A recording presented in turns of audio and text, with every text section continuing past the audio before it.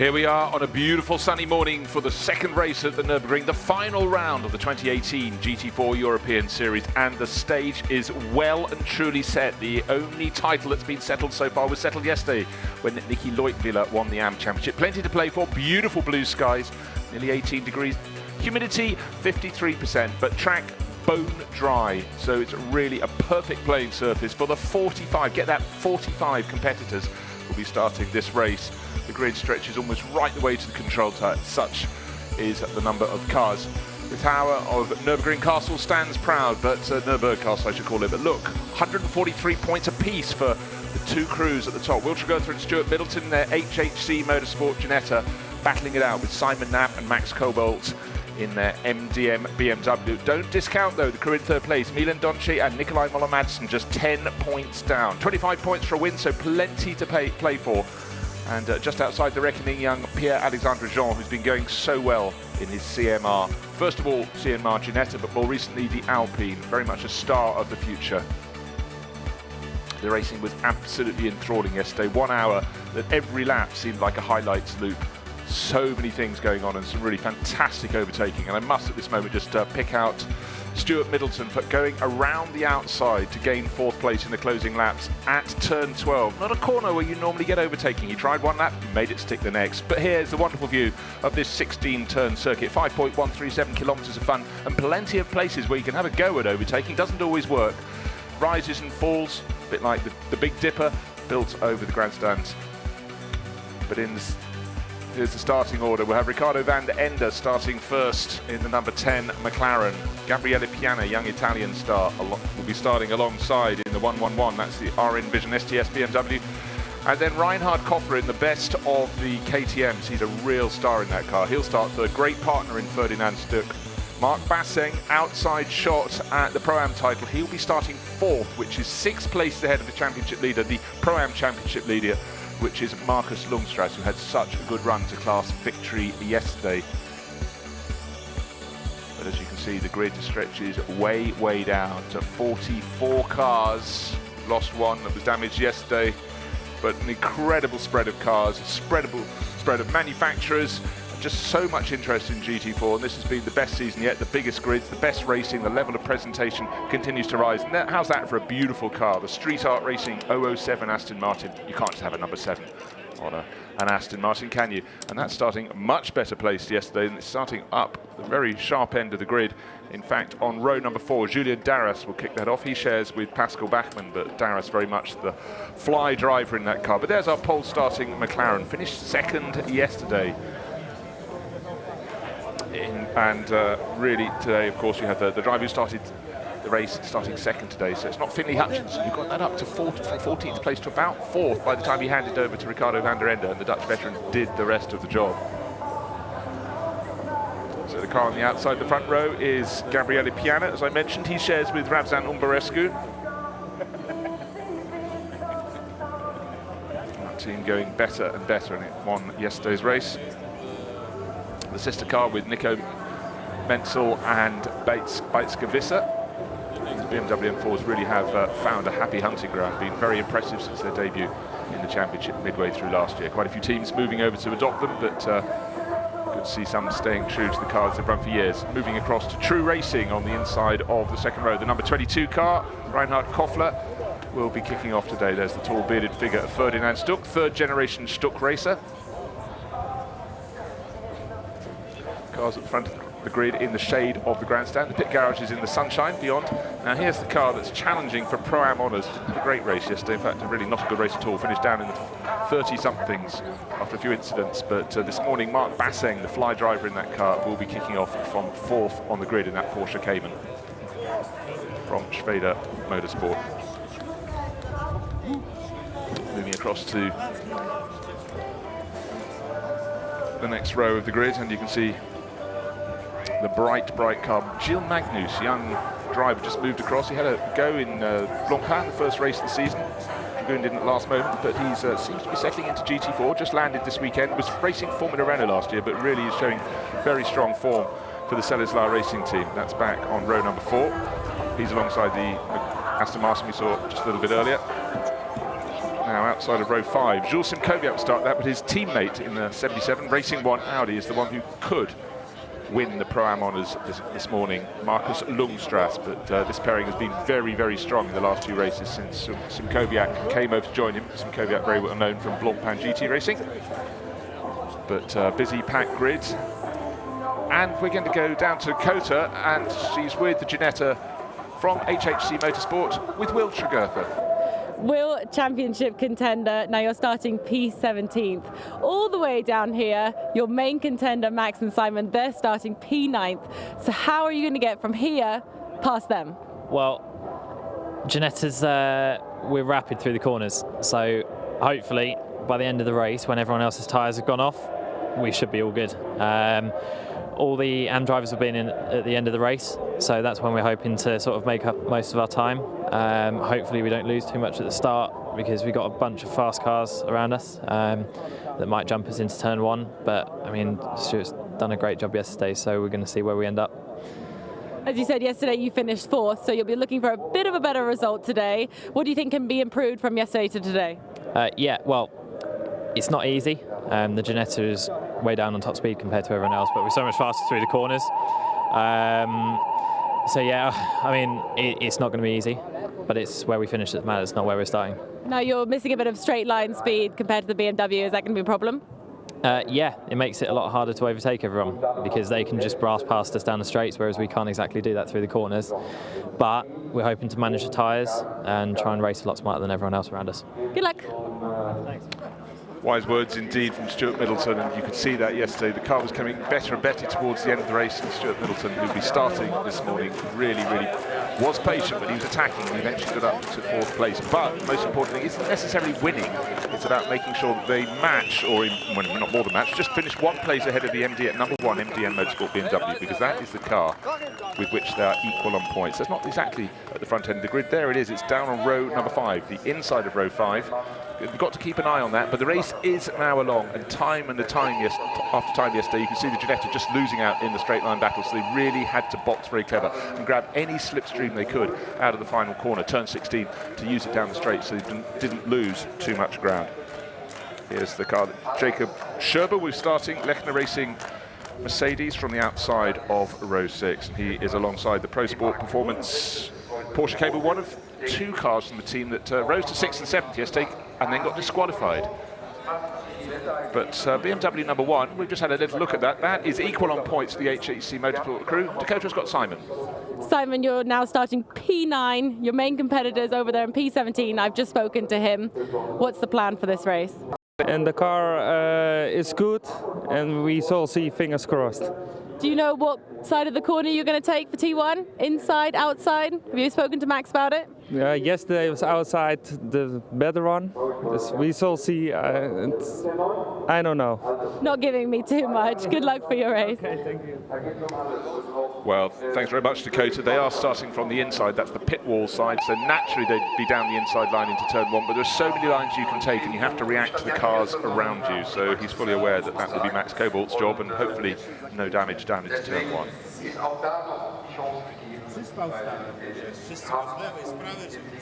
As you can see, as we look at the number 3 Audi, some fantastic race liveries, and certainly Phoenix Racing has 3 cars and they all look magnificent, all totally different. And here's the car that won yesterday on the outside of row number 7 this morning, the number 110 BMW M4 from RN Vision STS. Cars look fantastic, and certainly a really brilliant start by Nico Menzel, but some really sterling driving under huge pressure at the start of the final lap. Bates Kavissa had her 2 closest cars within a second of her, and they will try to overtake each other at turn 4, but she prevailed, and then at the end won by 1 enormous second, 1 very important second. But let's go back down to the grid, because Dakota has moved up to Audi number 5, and she's got Milan Donche, who's in the overall title battle. Milan, you're also in the championship contender. You've got to win this race, really. Yeah, this is the only possibility. It's like the mission impossible. We really need to win, and otherwise we don't win the championship. So we have nothing to lose, so maximum attack. Is there any sort of strategy for pit stops? No, nothing. Just full throttle, full maximum attack, everything. Good luck. So very positive there. Milan Donci, he's starting from the inside of third row in that number 5 green and white Phoenix Racing Audi. And actually, it's sometimes a whole lot simpler. The other two teams in with the overall battle. We heard the HHC Motorsport crew, we heard from Will Tregurtha, and then likewise we heard from Simon Knapp. But they have to box together. They've just got to race each other and leave everything else up to, well, leave no chances. Whereas quite simply, the Milan Donci car, starting from row number 3, just has to go for victory. That's all they have to focus on. Still the shadow of the large grandstands on the approach to that vital first corner. As you can see, it's a wide stretch of track. There's a kink coming in, just where the pit exit feeds out onto the circuit. But let's take a ride, a moving ride, as the personnel clear the grid and look at this grouping of cars. When I say grouping, 44 cars spread across 22 rows, all the way back to just under the starting gantry. You can see that stretches across the track just before the race control tower, and just enjoy the spread of cars. On the right is the Alpine A110 that came on board this year and is proving very, very effective and certainly becoming a firm favourite already in the French GT Championship. BMW M4s, Audi R8 LMSs, Mercedes AMGs, Porsche Caymans. And so it goes on. KTM Crossbows, you can see one on the right-hand side, the one behind the 110 BMW. Lid up, Arian on the driver, that's Heikki Angermeyer who'll be starting there. That's one of the true racing examples. And then on the left of the screen, the white and blue Ginetta, that is the one that's equal in the lead of the championship, alongside the number 9 metallic blue Chevrolet Camaro. And it seems we're missing the Academy Motorsport Aston Martin. That is not in its slot on the right-hand side of the grid. I'll take a note of that. And again, more varieties of liveries, more variety of drivers. We have silver group drivers, that's 2 pros. We have Pro-Am combinations, and we have AN. There is something for everyone. And a handful of drives are only for one driver. The driver will do both parts of the race. They won't get out during the pit stop. But again, it's just testament to the GT4 European Series. Launched as an idea a while ago, became a concept, and very much become a firm racing favourite, not just in Europe, but GT4 picking up all around the world, in Asia, in the United States, and national championships as well. It really is boom time, and look how gorgeous these cars look. McLaren's as well, you can see there's Lisette Brahms's Trefoil trading car, and the first time we've had a Ford Mustang, that's on the right hand of the grid.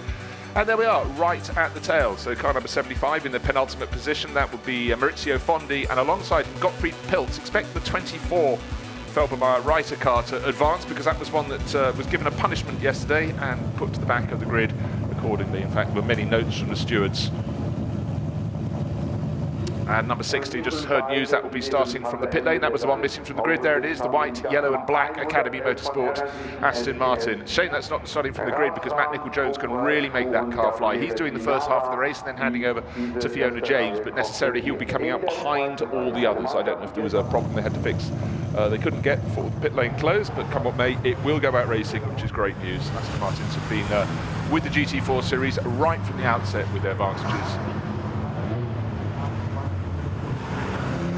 What's remarkable is the increasing level of performance of these GT4 cars. They're just getting quicker each year. The grid keeps growing. The quality of drivers, the calibre of the drivers, but also the ambition of the drivers is what keeps on growing. And you can see these cars look great, look fantastic in the paddock, brilliant in the track, and you're all set for an hour of absolutely solid racing action. Yesterday's was phenomenal, I would suggest.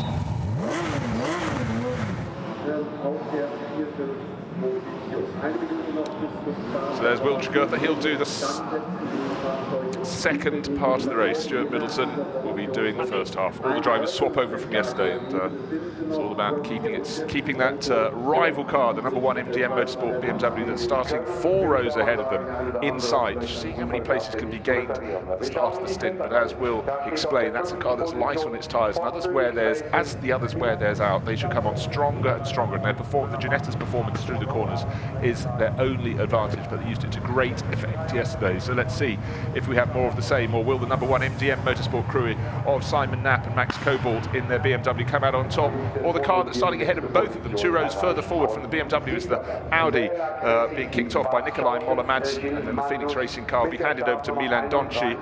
Those are the 3 crews all set to take a tilt at winning the 2018 GT4 European Series overall title, the Silver Cup title.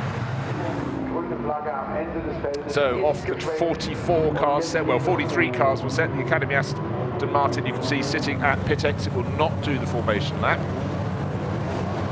and will take the start when the others have all passed pit exit. It'll be a rolling start. Certainly yesterday it was quite a quick flick of the lights that caught out the front row starters. They got absolutely swamped and then fought their way back up the order. So the track looked wide, but good thing the track is dry, no puddles on corners, no damp patches from any rain overnight. It was a slightly cloudy night, so it meant it wasn't too cold here in the Eiffel Forest.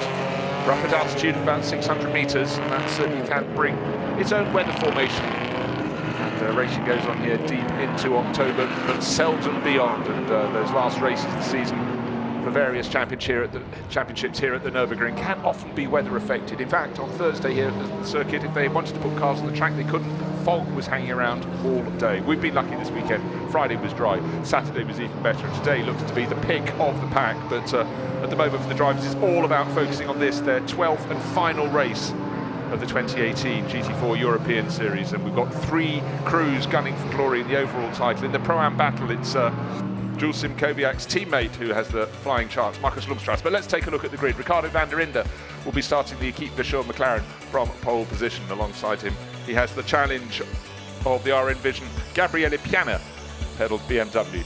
Moller Madsen and Doncha, look out for that. Car number 5 starting 5th on the grid. They're the outside chance for the overall title. We'll have to go back a few rows until we get to the next challenger there. 9th on the grid, the number 1 BMW from MDM Motorsport. That is the other title challenger, along with the crew that are a few places further back. Keep going further back. We have to go a couple more rows yet until we get to 17th place on the grid, where we will have the HHC Motorsport Ginetta. Just going through your shot, white and pale blue. Stuart Middleton will kick off in that and see how high he can advance. So he's almost down towards the middle of this grid. He's 17th, in fact he's a third of the way down the grid. We've got 44 cars coming out to play. Jordan Kroger came into the championship in V8 Racing Camaro this weekend and already has started making a splash. So the South African really enjoying his transition. He's raced GTs quite a lot, he's tried historic Formula 1 and now he's got his teeth into this one as well. Few new crews. Jack Motors, one of them, there in 27th on the grid. I think that we have 4 new crews this weekend, including the rumbling Ford Mustang from Motorsport 98, Eric de Donker. He had a little penalty, so he's been put back towards the rear of the grid, but he certainly made a great sound with his car yesterday, as would do the Chevrolet Camaros. They come down the start-finish straight. It's not as though the rumble of the Celislaw Racing Team Mercedes it's not too bad either. So all sights, shapes, sounds down this grid. Find a few rows just being announced. We go all the way down to 44 cars. Louis-Philippe Soden pushed back a little bit with the penalty, likewise alongside de Donker.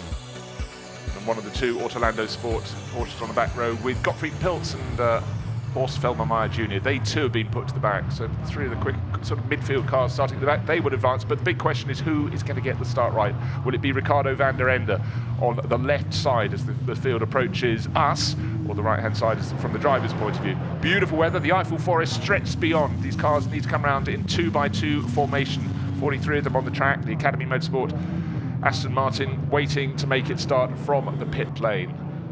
So this field needs to be close, or some of them won't be round the final corner before the lights of the starting gantry swing out. Gabriele Piana, the young Italian, on the side closer to our cameras here in the MDM RN Vision.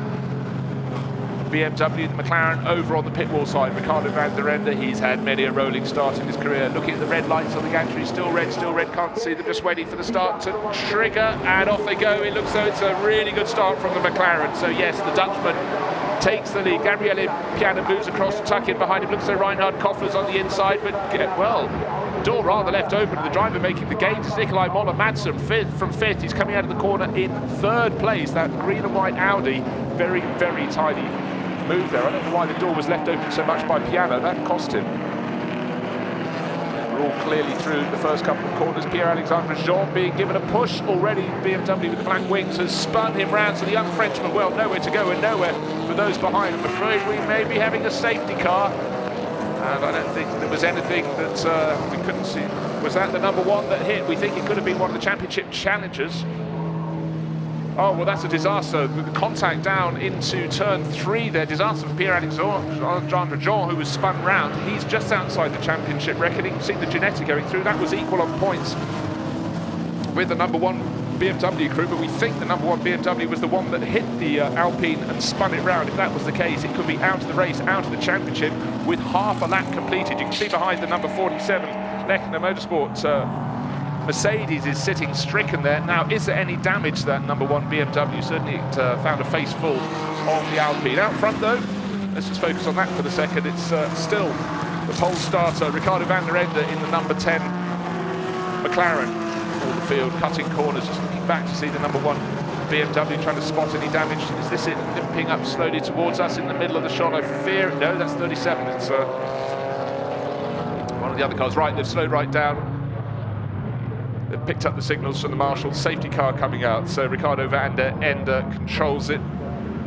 Out comes the safety car. Well, there's nothing they could do. They couldn't get those cars and all the debris cleared out of the exit of the Mercedes arena at turn 3.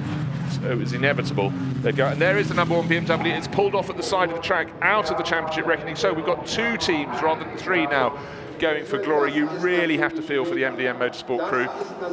Max Cobalt, well, we'll take a look at the replays. He's got damage to the front left corner from the driver's point of view. And I fear that was the point at which it tips this Alpine into a spin. Pierre-Alexandre Jean, the French teenager, climbs out. He'll be disappointed. He was 4th at the start of the... He's more than disappointed. Leaping up and down with fury, hoping for a good result, but MDM Motorsport, just, what can you do? It was a dry stage, it was all there to play for. It was a 1-hour race, and unfortunately less than a minute into the race, the incident happened that took their challenger out of the race. The debris is going to be cleared as fast as they possibly can, and the teams will be on their radios, the drivers, just warning them. For those that were at the very front of the grid, they won't have seen what happened. Okay, let's take a look at the replay at the start. It was held, the cars are coming around, and then a really good start from Ricardo van der Ende. Gabriele Piano stayed in the middle of the track, and Reinhard Koffler said thank you very much, came up the inside, so did Milan Donche. Sorry, not Milan Donche, Nicolai Monomadsen, his teammate, up to 3rd place, and then challenging for all 3 cars going for 3rd place. Oh, well, you really had to feel. I mean, the number 1 BMW not involved at all, but by the time the Alpine had spun, he was left with nowhere to go, clipped the nose of it. The Lechner Racing Mercedes number 47 in there as well. So the number 1, the driver, Max Kobel, absolutely the innocent part in. Oh dear, you really have to feel for Simon Knapp. Tears flowing, nothing can be done. You run a perfect season, you just get yourself in the championship reckoning, and they've really been building on that through the season. They took their first win last time out at Nürburgring, but they've just been super consistent, so many podiums for them. And through absolutely no fault of his or his teammate Max Kobolt's, it was an unfortunate incident. They picked up the tail end of the accident. They are out of the championship. So championship leaders are now no longer equal championship leaders, but clear championship leaders, and that's the HHC Motorsport crew.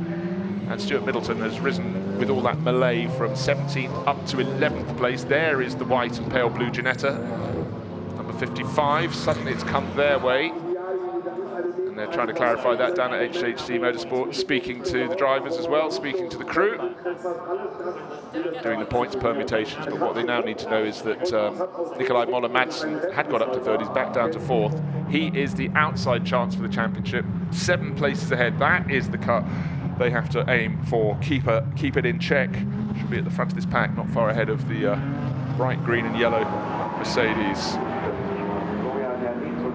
Lost one of the V8 Racing Camaros as well. Didn't see which that was behind the barriers. So championship leader now has a little bit of breathing space, has a 10-point advantage. Needs to get in the points, because at the moment, let me just have a little think about that, 12 points will be going to the car in 4th place. So it would be victory. If they stayed as they were to the finish, which they won't, clearly, 55 minutes of racing remaining, the title would go to the car in 4th place, Nicolai Moller-Madsen and his teammate Indy Donchi. But that's getting ahead of ourselves, because you can be sure that Ginetta will advance. Just needs to gain a couple of positions, and then it will be all even, gain 3 positions with no further gain for this. The number 5 Audi, and the title will be theirs. But as we saw yesterday, the racing went all the way to the final few metres of the circuit. Here's the championship as it stands. Will Tregurtha, Donchi and Madsen are still in there. Tregurtha and Middleton not yet in a point-scoring position. That's as they stand, as they run around the circuit at the moment. But you can feel sure that Ginetta will be gaining places. So every place gained will stretch the advantage of the race-leading crew. But what can Moller-Madsen and Donchi do? Yesterday they crossed the finish line, gained a couple of positions when there were disqualifications, but that only rose them boosted them to 6th place overall. They were actually 8th on the circuit, whereas the Ginetta did get up to 4th place. So the speed is there, definitely. Still the cars being cleared. The Lechner Racing Mercedes being winched off. It's a fair deal of damage because it was a tap to the rear, spin round for the little Alpine A110. Pierre-Alexandre Jean just had to watch several cars whacking into the bonnet of his little Alpine, and one of those was the car that was in a share of the championship lead, the number 1 BMW. So really feel terribly sorry. There was an investigation for cars number 47 and 35. They're found to have done nothing wrong. On the left of your screen, it's very hard for a teenager to take in. His race is over when it was all looking strong. That was Pierre-Alexandre Jean, and you saw the white-helmeted Jacob Scherber walk in. Another look up the inside, and it's unfortunately it's Gabriele Piana in number 110 that spins around. Great avoidance from the Aston Martin in behind, and really quite a few cars have picked up damage there as they were left with that logjam around the circuit. Some of that debris was given a little bit of a run over as well. So hard, the drivers had so few options as to where to put their cars. So an unfortunate start to the race. Both the drivers are fine, the 2 cars down there, but the Fury will be running high. And I'm afraid there might be questions asked about the push from what appeared to be Gabriele Piana in the number 111. BMW that made a poor start from the start of the grid. Now the drivers are, well, they're being told to keep off the circuit because of all the debris there, some choosing to go onto the grass. Wise thing to be done. You can see they've already put the cement dust down to soak up some of the oil that necessarily was spilt, most likely from the little Alpine after that contact, front end contact, after the car was spun around. Still many shards down there that need to be brushed away off the circuit. Quite unusual to see drivers having to be flagged off onto the grass, but that's a way better option than running over. In fact, even on the grass, as they run there, you can see other shards being kicked up by the cars as they limp past. The safety car's still out. We'll still have 50 minutes of racing. I don't think it'd take a great deal longer to be cleared. And now the incident between car number 111 and 35. 35 was the Alpine and 111 was Gabriele Piana's BMW, which really appeared to come in and to spin the Alpine around as they turned into the tight left at turn number 3 on the opening lap of the race. That was the trigger, one feels, and the victim was Pierre-Alexandre Jean. And the person who lost even more was Simon Knapp and his teammate Max Kobel. Max was at the wheel, had nowhere else to go, hit the front of the spun around Alpine and picked up sufficient damage to remove itself from the race. And what a day for that to happen, coming into the race equal on points in the championship lead with the HHC Motorsport Ginetta, and now really absolutely through no fault of their own. No option as to where else they could go. The head-to-head contact, nose-to-nose contact with the little Alpine, and they are out of the race, out of the championship. And the results come through from the investigation. Drive-through penalty for car 111, Gabriele Piana, for causing the incident. Yes, the stewards agreed with what I thought I saw, which was he spun the Alpine around. He will take the punishment, but really the punishment is far greater for the MDM Motorsport crew. Simon Knapp and Max Kobel out of the championship in the first reckoning. Fairly tidy first corner, looking at the replay. Ricardo van der Ende got through. Nikolai Moller-Madsen, number 5 Audi, went from 5th to 3rd. Gabriele Piana went a little bit backwards. He's running in 5th place at this moment. Alexandre Jean tries to dive up the inside of the Audi. Doesn't quite make it. Now, Audi's pushed the outside of the circuit, vying for 3rd place, side by side. And a good 2 car lengths back is BMW, but it just keeps coming for a gap that, well, frankly, isn't there. Tips the tail of the Alpine around, just gets by, it comes around. Julian Darras did a fantastic job to get around the outside in the Aston Martin, but nowhere left to go for those behind. And in fact, you can see a number of other cars had side-by-side contact in avoidance, including the HHC Motorsport Championship leading Ginetta. So the safety car still running around. I don't think it'll be going around for a great deal longer. But running at the pace they are, going around at 3.5 minutes, it does give a fair amount of time for the marshals, as long as this field stays bunched up, to clear the debris on the circuit. So wave yellow flags around the circuit. Out of turn 1 into turn 2, they go up, rise at turn 2, then they drop down to turn 3. It's out of turn 3 that they will find the debris. Or hopefully, in this case, not.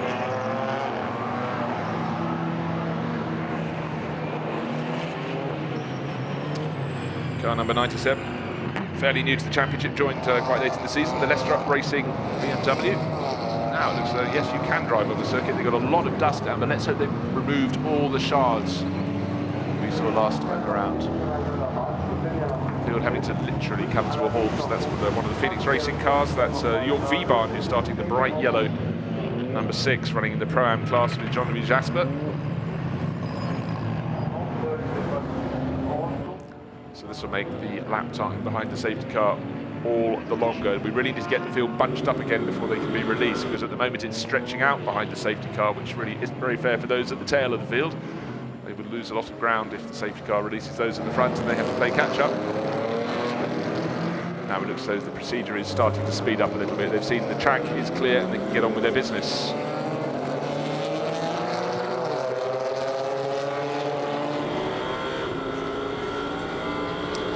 Can't wait to get the racing underway again. It was absolutely fantastic yesterday. The track is in perfect condition. It does seem it's all clear now down on the exit of turn 3. So looking forward to everybody getting out and about their business. There really was some sensational racing yesterday, must be said, right the way to the finish. Quite a lot of the crews put their pro driver, their superior driver, in second yesterday. And it does change the feature of the race. If you've got 2 drivers who are very evenly balanced, it means when you get the sort of less experienced driver up against you, you can really make hay while the sun shines, really make progress at their expense, in the nicest way possible, of course. So this wonderful mix of cars, mix of liveries, mix of drivers, just champing a bit, waiting to get going, still waiting for signal, that sign that we're going to have the safety car coming in very soon. Looking forward to the racing starting. I think we've got everything off the track. So, just to run down the order behind the safety car, it's the McLaren at the front. It's Ricardo van der Ende driving for Keeper Shaw in that number 10. Still, well, more and more dust you can put down. As you can see, still a little bit of debris being blown off the circuit by the leaf blower. Reinhard Koffler in second place in the KTM. Gabriele Piana, but he's got a drive-through penalty. He's third, so they'll have to serve that drive-through. Well, the team can choose, but they've only got a number of laps on which they can do it. That will elevate Nikolai Moller-Madsen, the number 5 championship, challenging Audi up to third place. Mark Basseng, he's leading the Pro-Am class, but he's only 2 places ahead of Julian Darras. Between them, they've got Gilles Bagnus. So, what we will have, of course, when 111 does that drive-through, that will add some more points. The Donche Madsen thing, bringing them up to just 1 point behind. They've gained 3 extra points by getting up a position. They'll be 1 point behind Jugurtha and Middleton. Let's keep an eye on those points through the race. Don't forget, we've got the driver change coming up somewhere between 25 and 35 minutes into this race. It's a 1-hour race. We've had 2 points. Been 2 points behind, of course, just to take my shoes and socks off, and that would, of course, elevate Jugurtha and Middleton to 1 point for 10th. They're running 11th at the moment. No, it's always complicated to work out these points, and let's keep on top of them through the course of the race. 25 points for a victory, 18, 15, 12, 10, 8, 6, 4, 2, 1. If you can keep up, I can't. Down to 10th place overall. So the top 3, the BMW just going through your shot is the one that has a drive-through penalty to serve.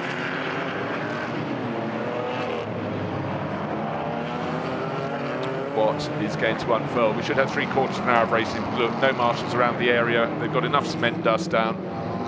Waiting for a signal to come onto the stream. We really need the field to bunch up a little bit more. It's the ones at the tail who could lose out, because of course behind the safety car things can concertina in a negative way if someone's a little backing off the car in front of them. So white and pale blue seems to be the colour of choice this weekend. Certainly the Keeper Shaw McLaren 570S, driven by Ricardo van der Ende at the front of the field, bears that colour scheme, and a few cars, about 10 cars further back, Stuart Middleton, the HHC Motorsport Ginetta. So there's the signal that we're looking for. Safety car in at the end of this lap. It's the job of all the drivers to get as close as they can to the car in front. Do not lose out. There is the championship leader in the middle of the pack. Well, not in the middle, he's 11th, and we've got about 44 cars running. 42 cars running, because we've lost the MDM Motorsport, the championship equal leader when we came into this morning's race. I feel really, really sorry for Simon Knapp and Max Coble. Not their fault, taken out. Always the danger if you haven't qualified incredibly well. They weren't that far back, they're only on the 5th row. But someone else's accident is their misfortune. At the restart, look to see.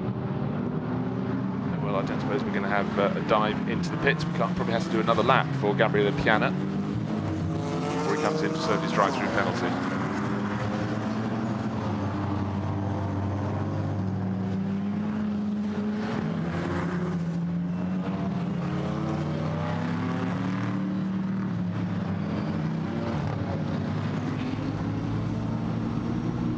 Now, looking forward from YouTuber Felix von der Laden's McLaren for Team GT, getting quicker and quicker and absolutely loving his transition to racing, certainly bringing more fans into the championship. So now the field coming down out of turn 12 to the right-hand kink at turn 13. The drivers have done exactly as they're supposed to. They're getting as close as they can to each other.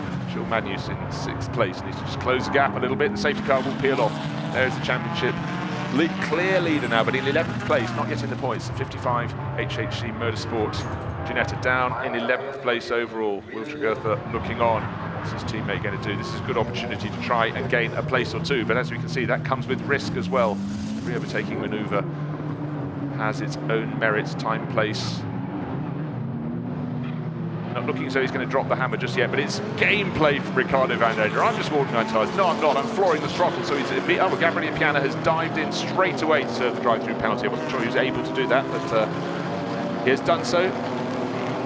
Reinhard Koffler moving to the pit wall side, trying to make sure there's no slipstream available for Nikolai Moller-Madsen and the Audi. The first three making a bit of a break. Mark Basseng in 4th, Gilles Magnus in 6th. Obviously, straight line speed isn't an advantage at all for Stuart Middleton in the Ginetta, so he wasn't going to gain down into turn 1, but he did have a little look for an overtaking manoeuvre. But the first three, not as they were, because of course 111 BMW has pulled in for a drive-through penalty, but Nikolai Moller-Madsen trying to take 2nd place now from Reinhard Koffler. And there's the championship leader, Stuart Middleton, the Ginetta. Not quite so. I think he might have picked up 1 position. I can't do my counting right now because it's all going on the screen. Now the points are updated. There we are. 3 points clear at the moment. 151 playing 148. We'll keep an eye on that. Simon Knapp and Max Coburn looks as though they're in the championship reckoning with 143, but they're out of the race. I'm afraid that's all their score will be. So very, very cruel form for them, it must be said. Not their fault. Out of the championship, out of the race. And for Hutchinson and van der Ende leading the race, they can't rise any higher than 4th and 5th overall, but they can take the pride. And already van der Ende showing how much pride he has as he pulls ever further clear at the front of the field. Controls the restart very well indeed. There's a couple of BMWs really getting out to play just by Bajnskovica, Pavel Lefterov. Then comes Jules Simkowiak, who's now up to 3rd. No, he's actually in 4th place in the Pro-Am class, being harried very, very hard indeed out of turn 12. That was a corner where Stuart Middleton went around the outside to take 4th place yesterday afternoon. You don't see other people overtaking there, but the Ginetta just so handy around the twisty stuff, but definitely loses out every time they get to a straight. So how's this little battle going to shape out? I think a lot of patience is required at this stage. Pit window opens in just over 5 minutes' time. Oh, waiting for no further chances, and Simkowiak actually very gentlemanly seen his position. He's not fighting against Middleton. He's fighting for Pro-Am honours. Middleton is fighting for overall points. So the Ginetta goes through, and already the drivers, that's Milan Donci starting to suit up. So it looks like he's going to do a longer stint than Nikolai Moller-Madsen. Madsen, though, very, very busy at the moment.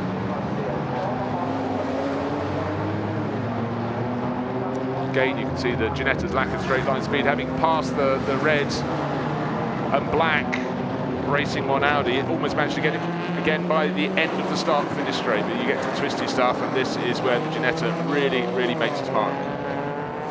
So leading the way by just over 2 seconds at the end of that first flying lap after the restart.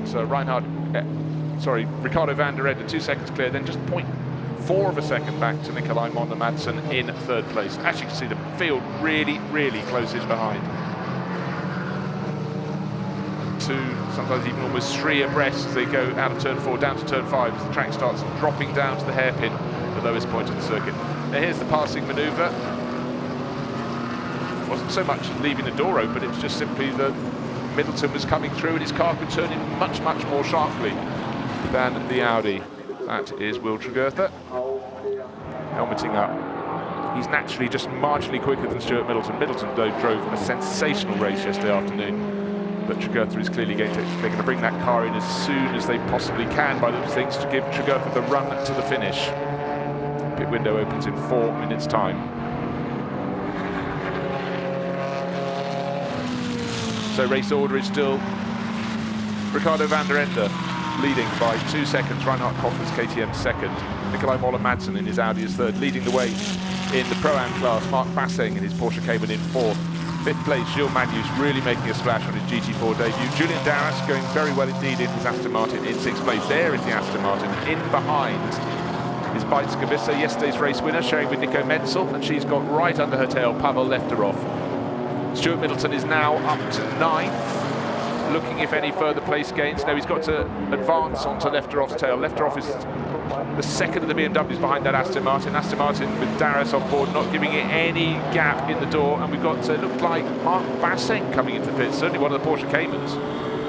Whichever one it was. No, I don't think it was Basseng. It was one a little further down the order, but that will scupper its chances. It's not a regular pit stop. That's a pit stop for a problem or someone serving a drive-through penalty.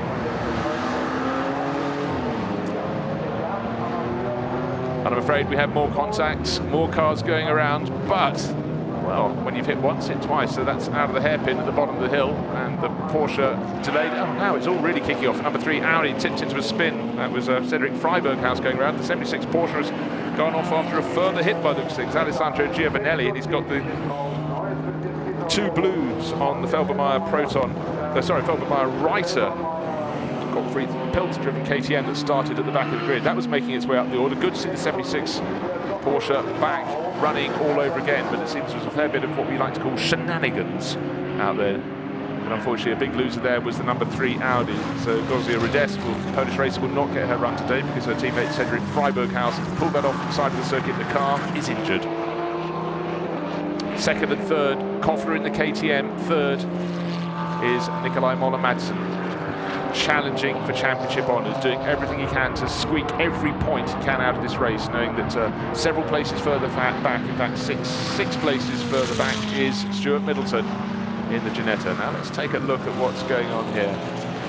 Look for the orange-nosed BMW coming down, deciding at the last minute to dive up the inside, but couldn't turn further across because the number 6 Audi was looking there for Phoenix Racing. As a consequence, clattered the side of the 76 Porsche. Now what happened beyond here? This is what I want to see. Oh, I'll have you, I'll bounce into your side. Off they go, all looks okay. Then Gottfried Pilz is squeezed in the blue KTM, spins around one of the Allied Racing Caymans, and along with the 76 Porsche goes to the side. And that was not Pilz's fault. He was left absolutely the meat in a sandwich, and I would say very unfortunate that the 71 BMW, Paolo Maloney, W&D Racing team, changed his line and found he couldn't go any further to keep out of the way. Number 3 Audi minding his own business. It was a real game of consequences there. I'd say about 4 different incidents, and the number 3 Audi was the one that lost out the most. So the battle for second, still tight. They're now 4 and a bit seconds down on the race leader, but there's a bit of a gap now opening out between Reinhard Koffler in that number 22 KTM and Nikolai Moller-Madsen, who's keeping him safe, keeping him honest, but not yet challenging him. Has dropped back a little bit. Again, you can see that Stuart Middleton still in 9th place, can't keep up with Pavel Lefterov. He's 2 and a bit seconds down, and the gap is not closing. He hasn't managed to shake off Jules Simkowiak in the Racing 1 Audi. Pit window will be open very soon indeed. And the incident between car number 71 and 76 at turn 1 under investigation. Well, there's not too much of a surprise there. 2 cars we saw, the BMW from W&D Racing and one of the 2 Autolando Sport Porsche 911s. Oh, Nikolai Moller-Madsen really kicking up the dust at the Schumacher S is on the rise up from turn 8, the hairpin at the lowest point on the track. And gradually you'll see through the race that it gets more and more gravel kicked across to the left-hand side of the circuit, and that could catch drivers out. It's certainly there. She saw a few drivers having a wobble on it as the race progressed yesterday. After the race, of course, it'll all be swept off all over again. Mark Basseng, there he is.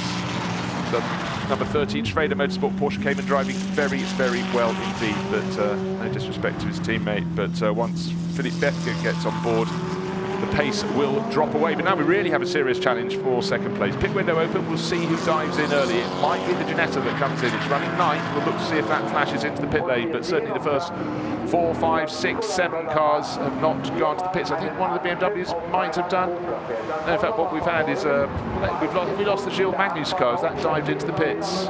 Yes, it has. The green and yellow car. Baz Schuten will be given a good run in that, and the Celestar Racing team blinks first. And then the Phoenix Racing Audi, the bright yellow car, the Otosan Motorsport BMW likewise dives to the pits early on, because Ali Turkan will take that over from Geddes, and he certainly goes very well indeed. The door's left slightly open. Well, I suppose it's left open if the driver behind decides to go on the grass, and that's exactly what Nikolai Moller-Madsen did out of turn 3. But by the time the exit turn 4, it's still the KTM in front in the second place. Basseng coming along behind in 4th. 5th place, tucked under his rear wing is yesterday's winner, Bite Skavissa. Then comes Julian Darris, a great run for him in the Vantage. He's got plenty of company. Pavel left her off, then up now to 8th place overall, but owes us a pit stop. Stuart Middleton in the championship leading, 55 Ginetta.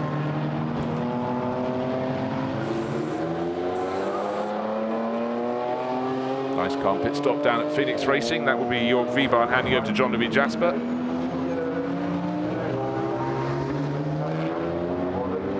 Set Brahms coming in the background, one of the Allied Racing Porsches likewise that came in. I didn't see if it was Jan Kasperlik or Nicholas Schurl coming in 43 or 42. Doesn't matter though. Now what has happened on this lap though after that challenge is that a gap has opened out between, it was only a third of a second, in fact slightly less, between the number 5 Audi in 3rd place and Reinhard Koffler's KTM, and as they go through turn 12 you can see it's more like a second and a bit. So just a lap ago Nikolai Moller-Madsen was all over KTM, so clearly one of his moves has cost him a little bit of momentum. Here is our race leader, Ricardo van der Ende. No pit stop for him as yet. He's going to keep Finlay Hutchinson waiting in the pit lane, but when you've got a good lead and you can build on it, that's precisely what you should do. Bates Skavissa dives in from 5th place. Yesterday's winner, we handed over to Nico Menzel, and now we're starting to see, I think, a little bit more pace from Stuart Middleton. Of course, the race can be complicated by other cars coming out into the mix. They've made their pit stops, they were further down the order, but they can slot in into this top 10 grouping and cause their own little bit of mischief. 112 is Pavel left her off there, pushing Julian Darris, and there is the unfortunate number 24. KTM started from the back row of the grid for an irregularity. If I find all the bits of paper, I can tell you what it was, but Horst Felbermeyer Jr. didn't get to race day, just Gottfried Pilz.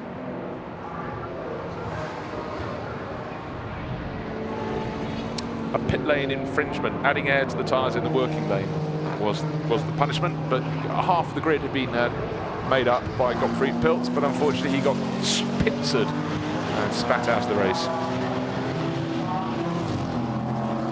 Mark Basseng in the Porsche Cayman is much closer now to Nikolai Moller-Madsen, but as I say that, on the last lap, the final sector of the lap, Moller-Madsen set the fastest final sector of anyone, so it's seesawing up and down, but Basseng took 9/10 of a second out of him, so the problem was, yeah, the middle part of the lap for Moller-Madsen in that number 5 Phoenix Racing Audi. So I think Milan Donci getting ready to take over from Moller-Madsen, or the Dutchman. Dust kicked up in the background, more and more drivers going wide through the Schumacher S. We're having in the lead of the race Ricardo van der Ende leading by 5 seconds now from Nikolai Moller-Madsen, who's 1.2 seconds clear. Looking back, lights flashing, there's the 2nd place KTM, he's in behind the Turkish BMW, the one with the bright blue livery. Doesn't want to be delayed, because he might be trying to drive a long first stint, which means he's got another 5 minutes before he has to enter the pit lane. Traffic not helping well. The Otosan car is coming in for a 2nd time. It's already made its pit stop, so I don't know if he's got a puncture, but I'll tell you what, if I look at my screen, we have, I can't count that many, let's call it 15 cars have been given drive-through penalties, and I think a lot of them for overtaking under the safety car, which drivers ought to know by now is the ultimate no-no. Just trying to see if any of those numbers correspond with drivers of front-running cars. I'm not so sure they do.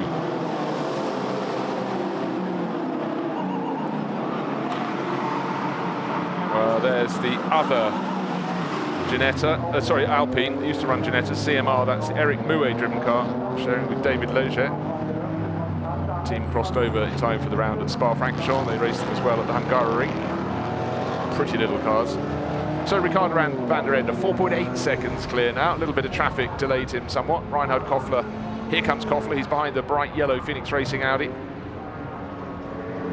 Suddenly, through all of that, Nikolai Moller-Madsen's made it all up. He was nearly 2 seconds down at the start of the lap, and he's about 2 meters down now as they sweep through the midpoint on the circuit.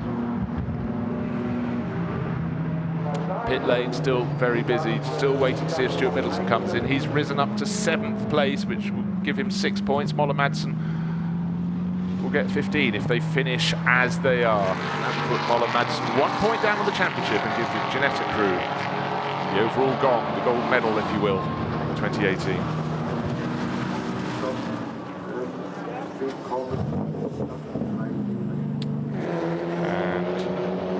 That is the sister car of the one that was equal in the championship lead but taken out on the first lap. The number 1 car out on the first lap. That's Mark van der Aar handing over to Koen Bogaerts in the other of the MDM Motorsport BMWs.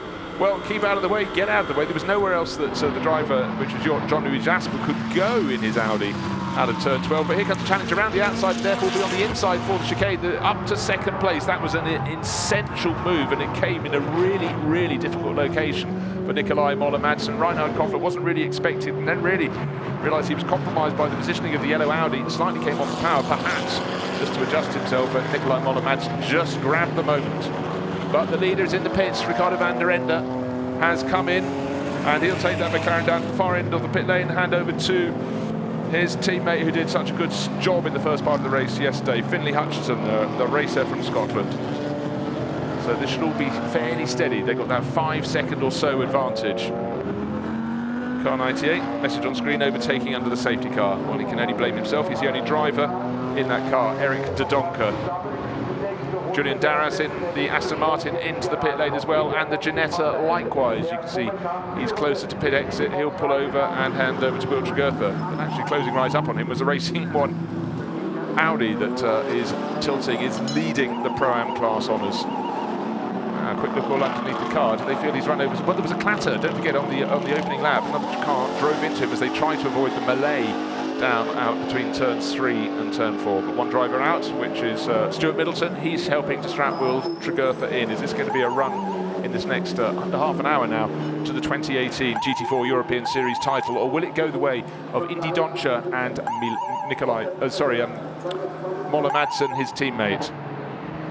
We will see. So it's a battle between the Ginetta and the Audi from Racing 1. Nikolai Moller Madsen handing that over to Milan Dontje, but just not yet, because Moller Madsen's had a really, really good lap. Overtaking Reinhard Koffler to go to what was 2nd position, but immediately he took that thing. The McLaren came into the pits from the lead ahead of it. We just saw it going back out onto the circuit.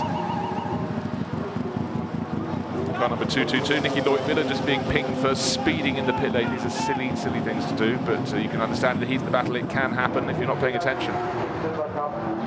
Now, it seems to me, if that's the Racing 1 Audi getting underway, it's been a very, very slow pit stop for the Ginetta.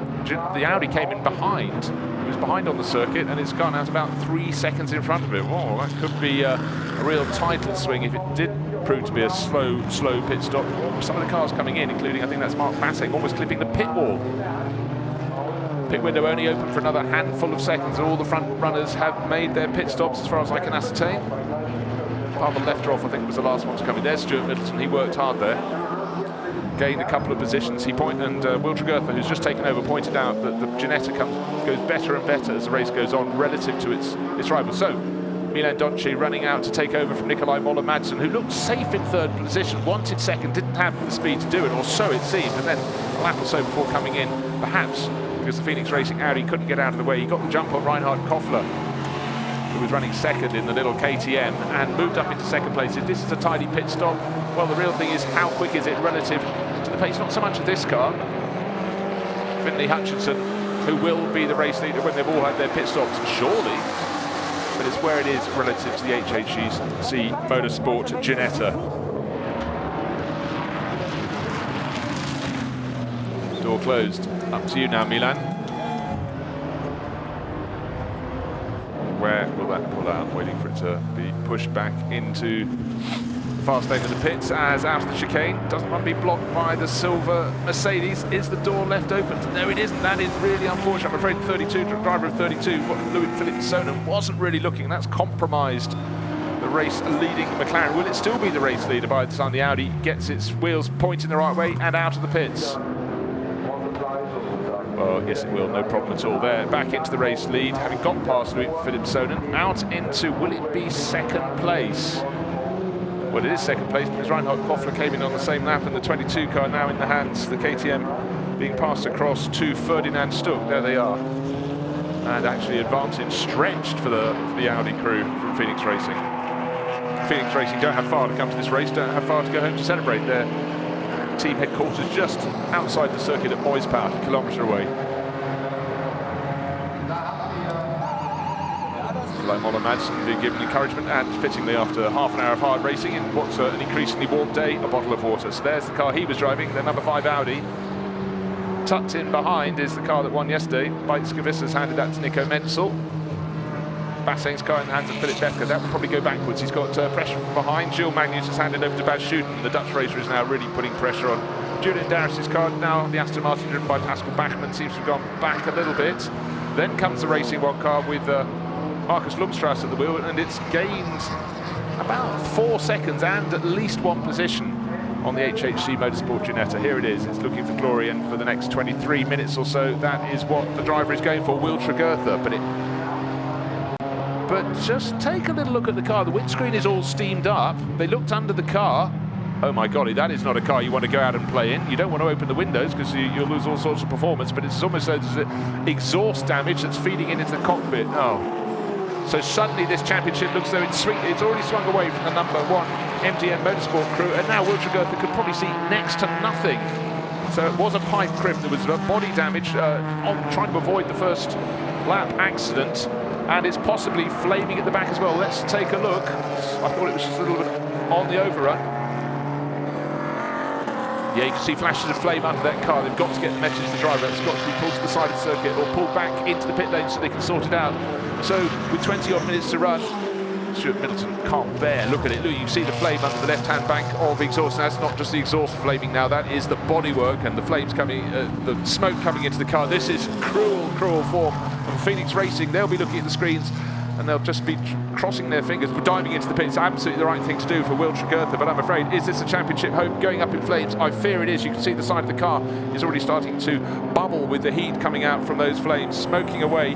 Oh dear, the BMW going slowly in front, as it should be. It's going into the pit lane. And as the Ginetta goes ever slower up the pit lane, the driver's going to bail out. Well, he's not going to bail out, he's going to roll out. He's trying to open the door to get some air. And the crew he's got to the first point for the marshals. The marshals have to get there as quickly as they can. That car is engulfed now in flames, well, smoke at the moment, but they've got to get there. The marshal comes across with the fire extinguishers. Well done indeed, but wise move there from Will Tregurtha. Hoped he could get it in somewhere where they could sort it out. Maybe could have pulled to pit side. It's right opposite my commentary box. I'll take my eye off the screen for a second to see what's going on. A lot of extinguisher being put on. Will is out of the car, trying to marshal the marshals, but there you can see the amount of smoke. That's over and out for them. The flames are put out. Well done to the marshalling crews. All eyes now back onto the circuit, because now the champions, unless something untoward happens to their car, is the Phoenix Racing crew. There they are. Milan Doncic at the wheel. He's running around in second place. He's got lots of pressure from behind, because the 22 car with Stuck is pressing very, very hard indeed. In fact, he's lost position. He's now third on the track. It doesn't matter, but well, it's good to see Pierre-Alexandre Jean. He had his hopes for this championship. Didn't happen for him. Just going up to commiserate there with Will Tregurtha. And now, how close would you like it to be? What we've got is suddenly a really tight little battle. Third, fourth and fifth. Milan Doncic, he's been overtaken on this lap already by number 110. Up to second place goes the 110 BMW. Place changes. Bas Schuten, the 31 Salazar Racing Mercedes, really on a charge. He just pushed Ferdinand Stuck down a position. So third, fourth and fifth. Finley Hutchinson leads in the number 10 McLaren. Second place is now Nico Menzel. What a weekend they are having. And there they are, nearly 10 seconds apart. There is Menzel with the black flashes on the back part of his bonnet. Then third, fourth and fifth, covered by a very small blanket. Milan Doncic.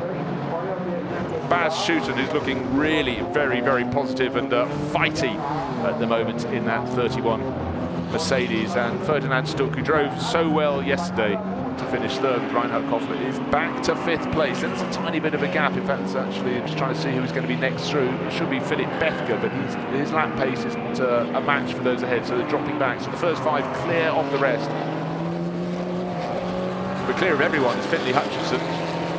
Second place yesterday with his teammate Ricardo van der Ende, but that was up from 14th on the grid. And there, in second place, about 10 seconds down, is Nico Menzel. Then third, fourth and fifth. is Doncher, Schouten, 2 Dutch racers together. And at the back, Ferdinand Stuck, but he's hanging in there. 3 makes a car, how typical of GT4. Manufacturers all have a really serious tilt. Then I saw a flash of Philipp Bethke, who is the leading Pro-Am runner in the number 13, the Schrader Motorsport Porsche Cayman.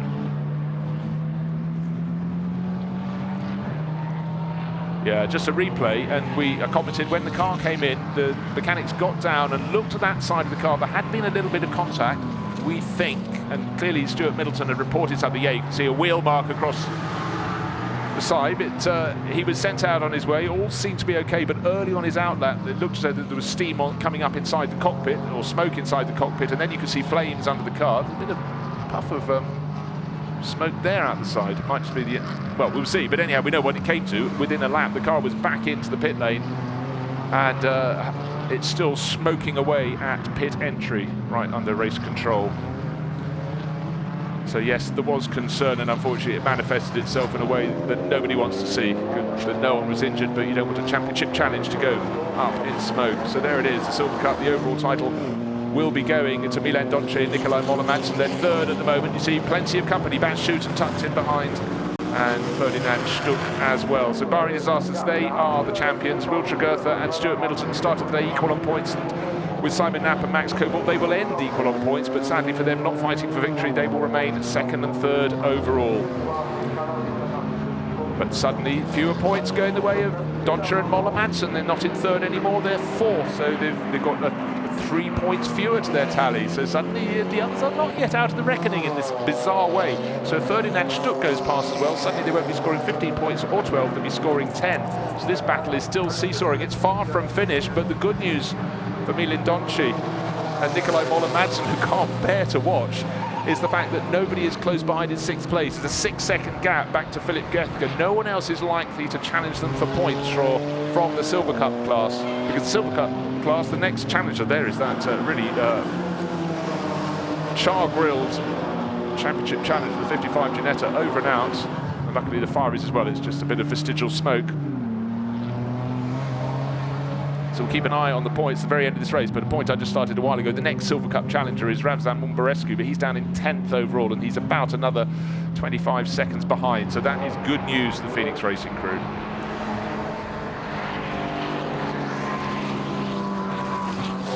And just looking back, Phoenix Racing crew, at least if it comes equal on scores, they know they've got 3 wins, which stands in very good reckoning, even if they finish equal on points, because that's one of the biggest tallies of the season.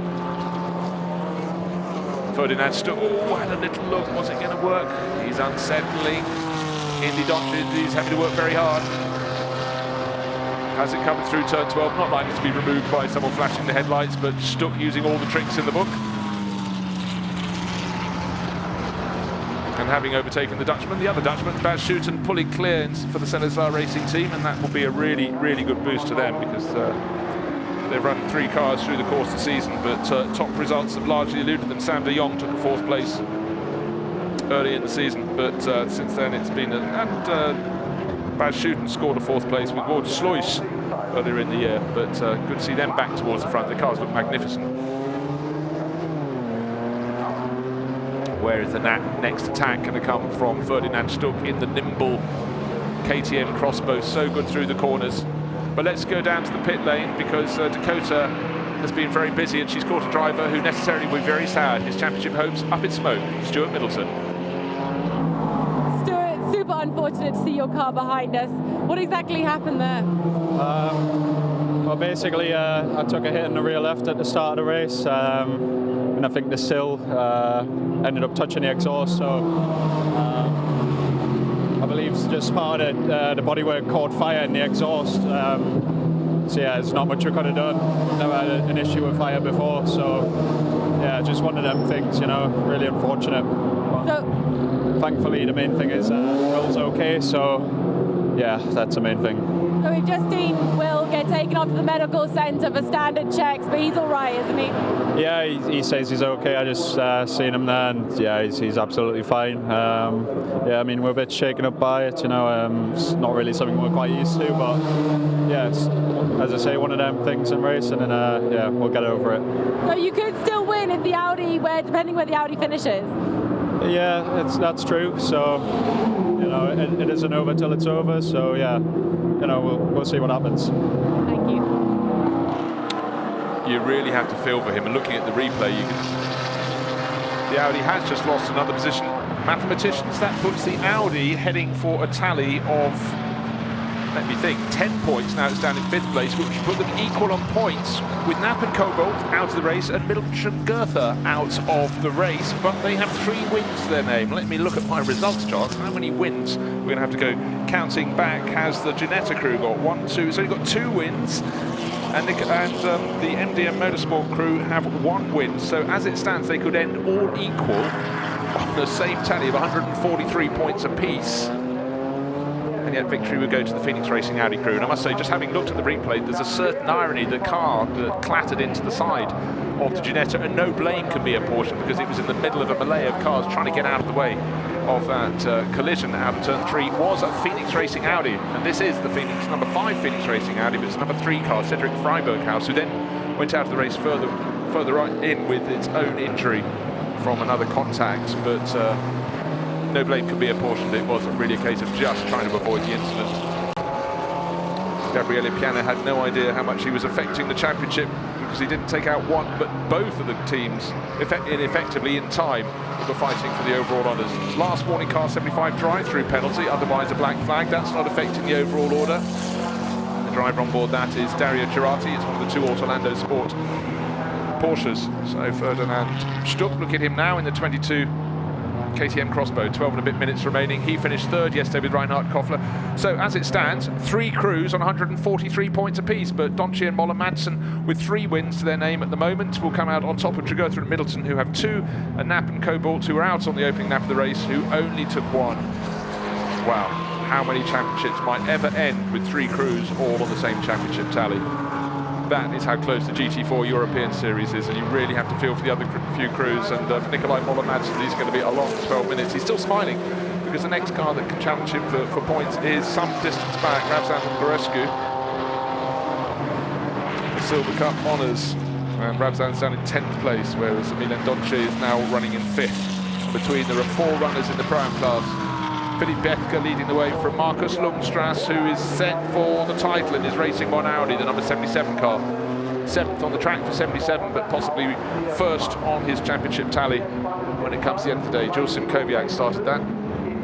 All right, the yellow and green car, that's Baz Schuten in back behind the Mercedes, dropping back a little bit, Ferdinand Stuck. Then Milan Donche in 5th place, and there's a gap of about half a dozen seconds. And there comes Philippe Bethke. He's got plenty of company because Markus Lundstrass, the Racing 1 Audi driver who's potentially going to win the Pro-Am title, is coming down, lights ablaze down the start-finish straight. 10 and a bit minutes remaining.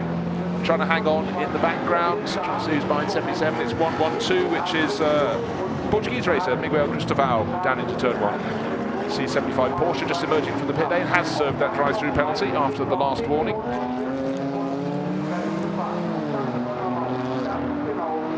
So just in case it's all been getting a bit confusing, if we finish as we are with Milan Donche and Nikolai Moller-Madsen finishing 5th, they will pick up 10 points. That will move them to 143 points, which is exactly the same tally as the 2 crews that came here ahead of them on points, which is the number 1 Simon Knapp Max Cobalt BMW, which has 1 win. That will put it 3rd in the championship if they all stay level on points. The HHC Motorsport Ginetta has 2 wins. Because of that number of wins, they will go into 2nd place. But with 3 wins to their name, doesn't matter what happens today, as long as they stay in 5th place, don't drop any further back. This car, the number 5 Audi crew, Nikolai Moller-Madsen, and the driver at the wheel at the moment, Indy Doncher, will be the 2018 overall champions in the GT4 European Series.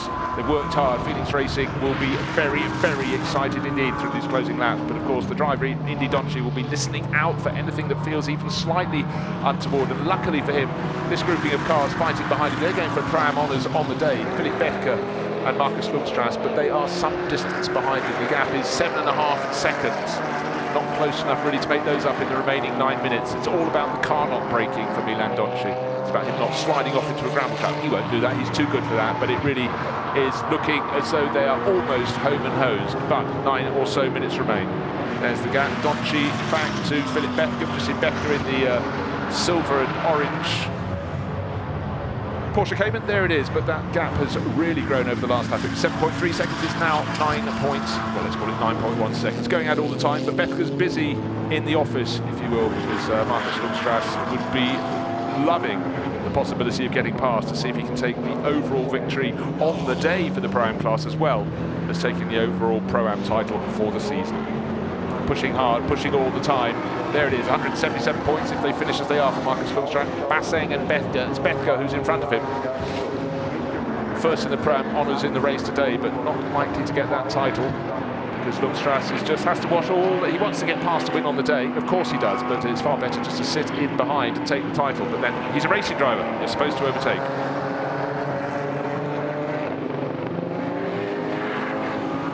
As you can see, they're quite a long way clear. Saba Moore, the Hungarian driver, is with his third team of the season, but he's on his own now in third place overall. Oh, kicking up the dust.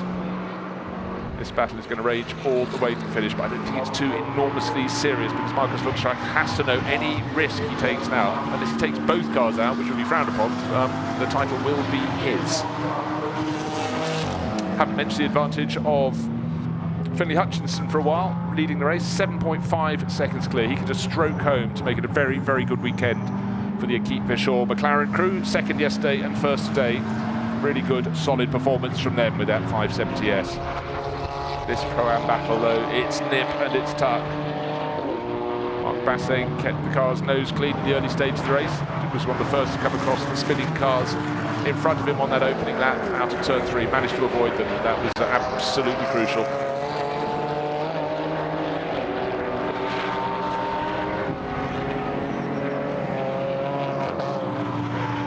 I think the body language is that Markus Lundstrass has just thought about this quite seriously, and unless he's saving it for a do-or-die manoeuvre, I think he's probably just quite content to keep Bethke in his sights, not risk too much, and I hope that's not the commentator's curse being applied. So there it is, 7.5 seconds clear.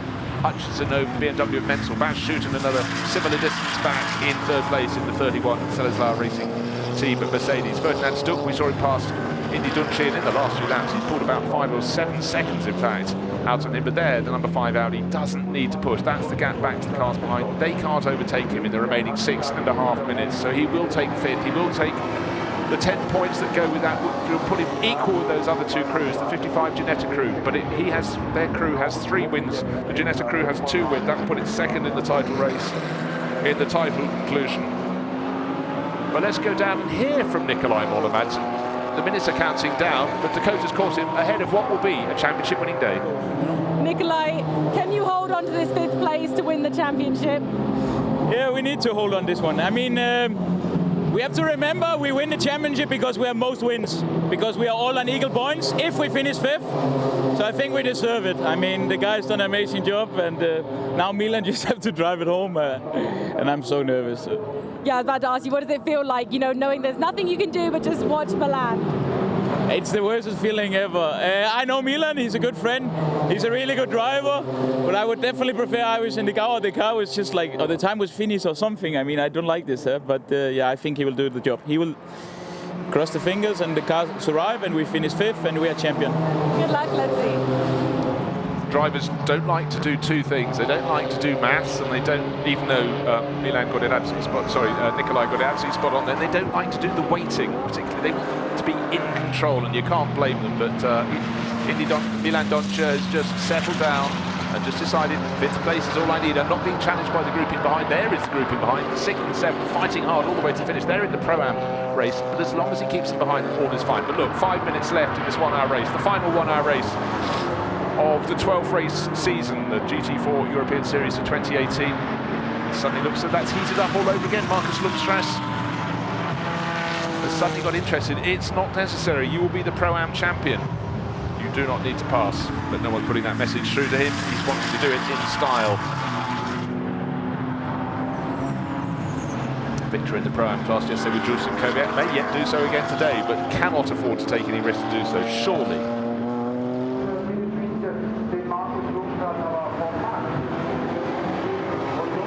Well, he's making a go down the start-finish straight as close as you could possibly be, using all of the slipstream he can get through the little kink before they have to turn into the corner, but a much wider line can be taken by the Audi race, which will give him a better exit. All right, right to the edge and beyond there for Philip Bethke, but he's hugging the inside line through turn 2. There may be a bit of cut underneath him for the Audi to aim at. Down the inside. Oh no, I'm not coming. It's tentative stuff there. Don't take a risk at this point, but he needed another half car length advantage if he was going to make that move down into turn 3. And of course, as we saw in the opening lap of the race, if you get it wrong in turn 3, you can cause trouble, you can take yourself out. And just to add something to the mix, we've suddenly got a bit of a charge from behind,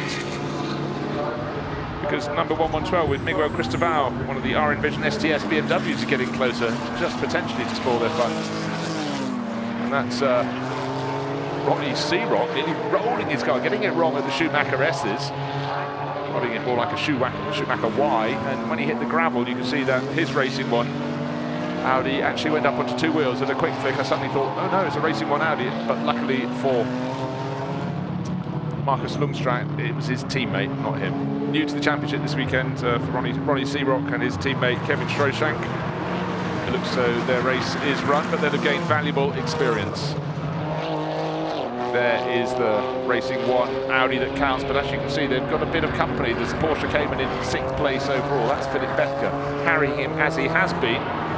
Marginally further back is Milan Donci, getting a face full of dust from the gravel trap, and Cristobal is getting closer and closer. I don't think he's going to be quite close enough to make a move before the race is over. As you can see, the clock is counting down very quickly indeed towards the end of the race, or seems quickly. Out front, nearly 10 seconds clear. Stroking it home is Finley Hutchinson.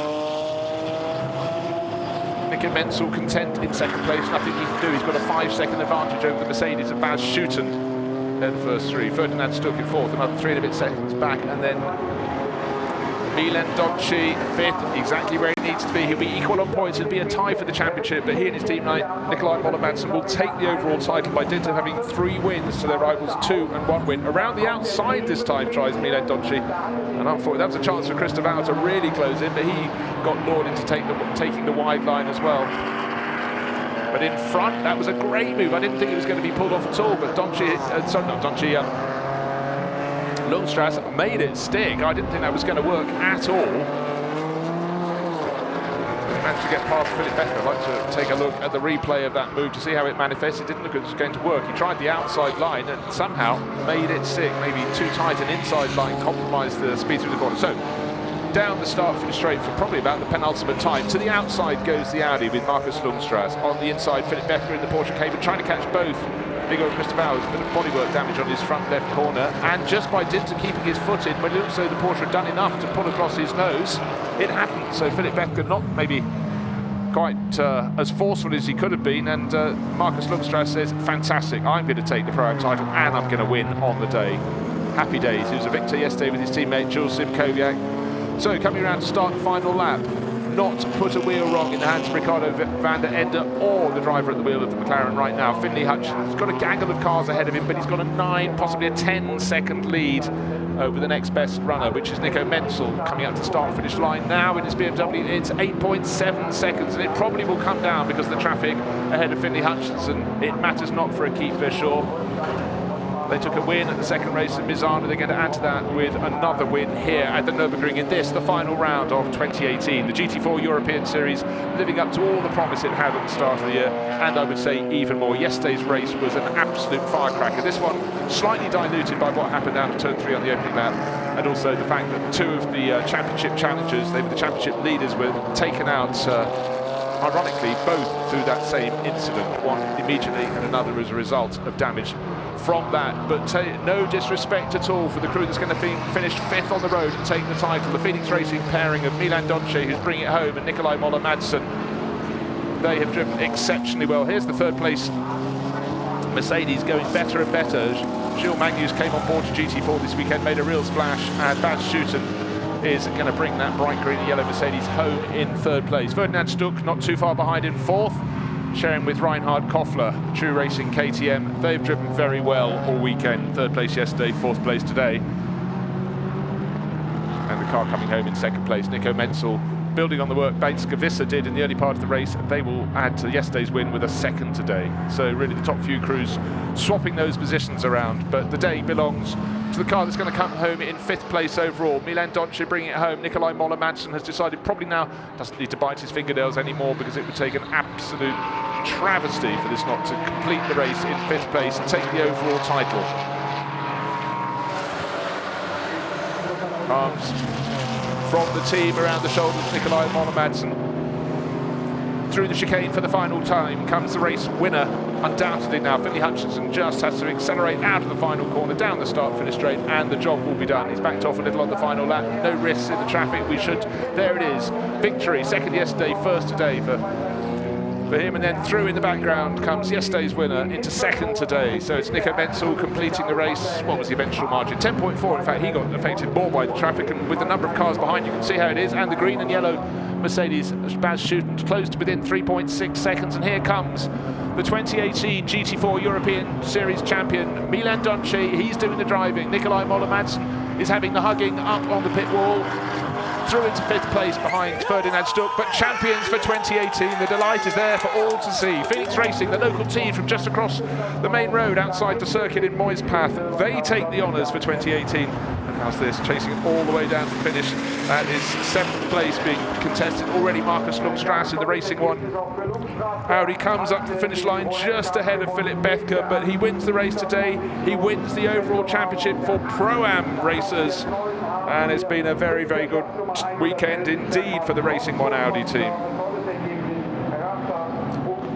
Heart goes out to the number 1 BMW crew of Simon Knapp and Max Cobalt. Their race over on the opening lap, no fault of their own, caught up in an incident caused by Gabriele Piana, unfortunately spinning Pierre-Alexandre Jean's Ginetta around. But Ginetta, what am I talking about? Alpine around.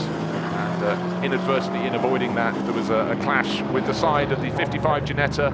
That continued to the second half of the race, but just after Wiltshire Goethe took it over, damaged that from the side of the car, the exhaust was damaged. It set the bodywork on fire. Wiltshire could see nothing, brought it in a flame into the pit lane. The fire was put out. He got out of the car, but their championship was over. So the top 3 crews finishing on an equal score of 143 points apiece. The overall titles of the Phoenix Racing crew. And victor for the second day running in the AM class is number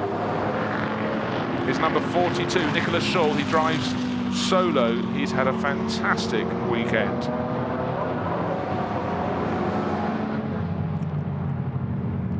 But enjoying it, enjoying the moment, cruising in slowly with, you can be sure, a massive, massive smile on his face.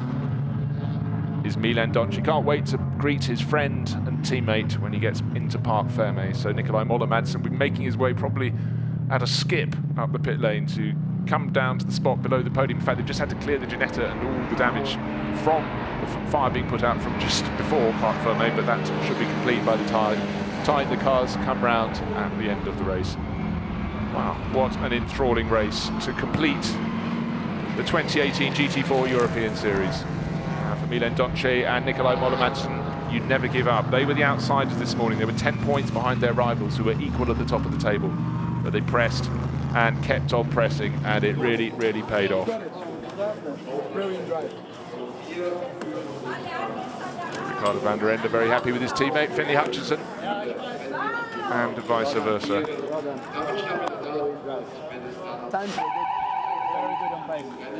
So applause all round. No titles for them this year. They were in the hunt, but they really came on strong through the course of the season. Okay. They had poles. That was their second win, but Keith Shaw will be back to fight another day, and they've had a really good campaign, but it's waiting for a car that probably the overall winners.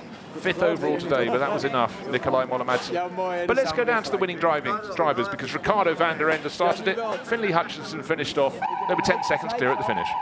Guys, a massive congratulations to the both of you. What an eventful race that was. Yeah, I think a lot of carnage happened behind us, but yeah, with the start everything went well. Of course, pole position, we had a good lap, and yeah, good start from the beginning. And I was really happy with the safety car. I don't know what Kofler was doing, but I think it was napping a little. And after that, it was very good, and this guy just finished it off on a brilliant way. Really successful weekend for the both of you. A second yesterday and a first today. Congratulations. Yeah, it was really good. Ricardo handed over the car with great tyres. The safety car helped as well, so I just really had to cruise it to the end. All the work was done by this man today, and yeah, it was great fun. Thank you. We had fun this year. Well done, guys. We'll be back. Fun is a good thing to have, so Dakota down in an increasingly busy area beneath the podium, and there'll be big smiles, most notably at Phoenix Racing, the green and white Audi number 5 just coming in behind a gaggle of cars, 5th on track. They'd have loved to be higher up, but 5th was what they needed, precisely what they needed, 1 point position further down the order, and it wouldn't have been their weekend, but it was not their weekend and their year. So Milan Doncha coming in, racing family, and his brother Indy races as well. Great sights and sounds, beautiful blue skies here at the Nürburgring. The track's been great all weekend.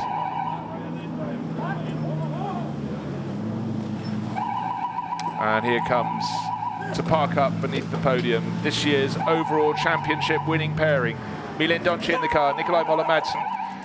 Just can't wait to get in and congratulate him. That was tight, that was close, that was nervous right the way to the finish, but it was in their hands at the end. It was about just keeping it going to the very finish. The two rivals out of the race.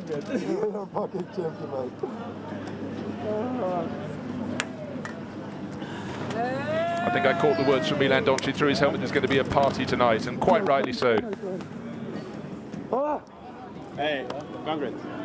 I could see rivals coming to applause. Nico Menzel and Benz Gavisa. They were yesterday's winners and picked up a second place today, but the overall honours for 2018 belong to this duo. Thank you. But let's go down with the 2018 champions, Nikolai Moller-Madsen, and when he pops his helmet off, Milan Doncha. Congratulations, boys. Nikolai, I'll start with you. Was that the longest 5 minutes of your life or what? The longest 25 minutes, it's crazy. This is amazing. I mean, we worked. Massive congratulations here from everyone. Very happy down in Parc Ferme. Milan, come here. Get your congratulations after. That really well done holding on to that. Yeah, I drove not really well, but just at the points, and yeah, really happy. We got a lot of luck today. Didn't have the whole season, but now we got the luck, and really happy about it. Never been this happy. But wait, one thing we have to remember: we finished 3 cars with same points, but we win the championship because we did the most wins, so we deserved it. Yay! Congratulations. Okay, guys, together. Almost feel the party is starting not later, right now for the Phoenix Racing crew. So for Nikolai Moller-Madsen and Milan Doncha, congratulations, 2018 champions of the GT4 European Series. The smiles are on them. I feel the drinks might be on them as well later on. The podium ceremony to follow, but that was a weekend. It's been a weekend packed with incidents and fantastic racing. And today you could really feel the nerves starting to jangle. So there it is after 25 laps of racing. We had a period behind the safety car, but Finlay Hutchinson and Ricardo van der Ende clear winners by 10 seconds over yesterday's winner, the BMW crew of Nico Menzel and Benz Gavisa. Baz Schuten and Gilles Magnus really starting to make their impression felt in the Celleslar Racing Mercedes in 3rd place. Ferdinand Stuck, Reinhard Koffler, 3rd yesterday, 4th today. Solid weekend in their True Racing KTM. But overall champions for 2018, 5th place was just enough for Milan Doncha and Nikolai Moller-Madsen, the Dutchman and the Dane, to take the overall title by the fact they had more wins than their 2 championship rivals. Then Marcus Lundstrak, 6th overall, along with Jules Simkowiak. He wins the Pro-Am class on the day and the Pro-Am title for the year. And the car that chased them home, Mark Basseng and Philip Bethke, they take 2nd in the Pro-Am class and 2nd on the day as well.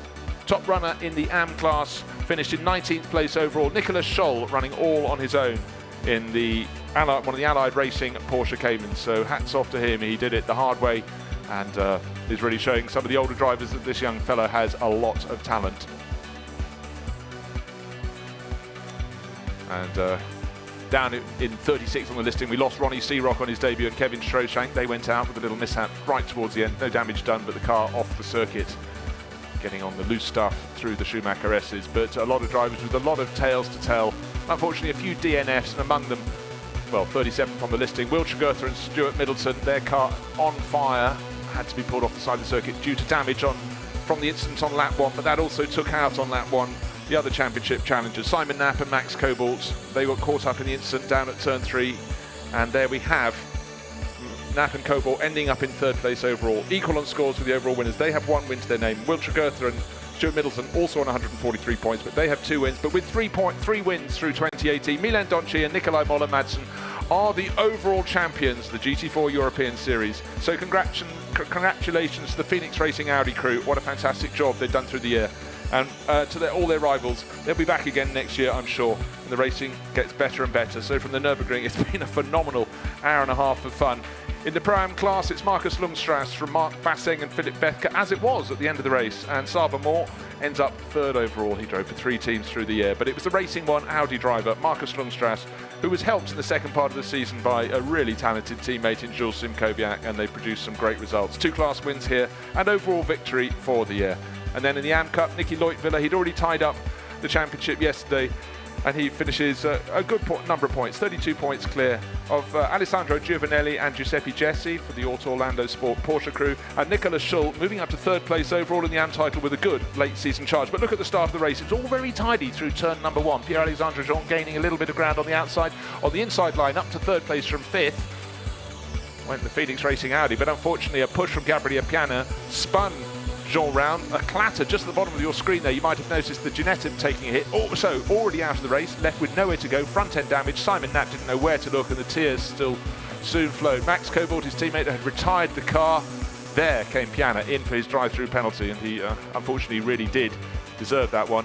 But making progress was the 55 Ginetta. Stuart Middleton doing all he could to keep it towards the sharp end of the field. A few mishaps up and down the field. That was the number 32 Mercedes going off there, Lewis Phillips Sonnen. And then a little bit of clattering. Now look just behind, you'll see the little blue KTM is about to be squeezed as they go up towards turn 2. Nowhere that he can go, and a few cars being fired off to the side of the circuit, including the number 3 Audi. And the battling kept on going, trying to get ahead of the 22 KTM. It was nip and tuck. This was the car that was gunning for championship honours. This was the Phoenix Racing Audi, pushing hard. Now, look at the pit stop for number 55. Always going well for them. They were checking the car out. They wanted to see what the level of damage was to the side. It didn't look too bad. Thumbs up from Stuart Middleton, but within a lap, flames under the wheel arch and lots of smoke in the cockpit. Wiltshire Goethe couldn't see where he was, had to retire the car. The flames were put out, and then a big moment for Ronnie Searock towards the end of the race. He was out of the race, no damage, but a scary moment for the debutant. But Philip Bethke in the Porsche Cayman being pushed very, very hard indeed, and losing out as Marcus Lundstrass went past him, not just for Pro-Am honours in the race, but Pro-Am honours for the entire season. So victory at the end of the day went after an exemplary drive to Finlay Hutchinson, building on the work of Ricardo van der Ende for Equipe Vauxhall McLaren team. But overall, 5th place was absolutely what the doctor ordered, to squeak into the narrowest of victories, equal on points, but overall victors for 2018. Milan Donci, who was on board, and Nikolai Moller-Madsen, there they are. Well, the crew's starting to come out onto the podium. There are the overall winners. That's Finlay Hutchinson, and that's Ricardo van der Ende, waiting for Finlay Hutchinson to join him. But it was so tight at the end. We know the identities, Phoenix Racing's champions. In fact, these are the pole setters. They come out and take their overall Pro-Am at Am pole setters there first onto the podium. They'll go back out. That's Nicky Leutviller on the left. Mark Basseng in the middle. Great run for him. Pro-Am taking 4th on the grid. And Ricardo van der Ende took the overall pole for the race. A race we have just enjoyed, and enjoyed enormously. Max Brahms, series coordinator, bringing out their watches.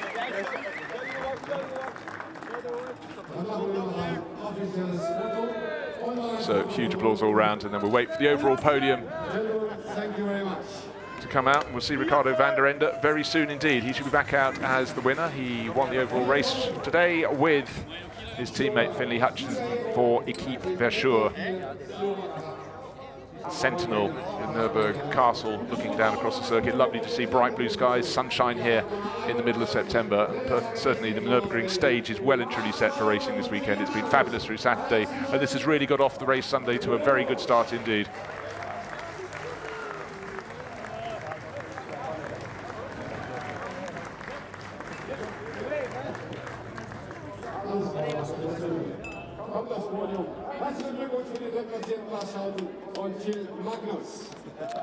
So Gilles Magnus, there he is, and his teammate Bad Shoot in 3rd place. A really good drive for them in the Céleslar Racing Mercedes. up from 7th overall. Bikes Gewisser and Nico Menzel, second today, first yesterday. Really, really strong for them, for the RN Vision STS crew. Second yesterday, but first today. Finley Hutchison, Ricardo van der Ende up onto the top step for Equipe Verschoor. Zu Ehren der Sieger hören wir jetzt die Nationalhymne des Siegerteams, die holländische Nationalhymne. So hats off for the national anthem.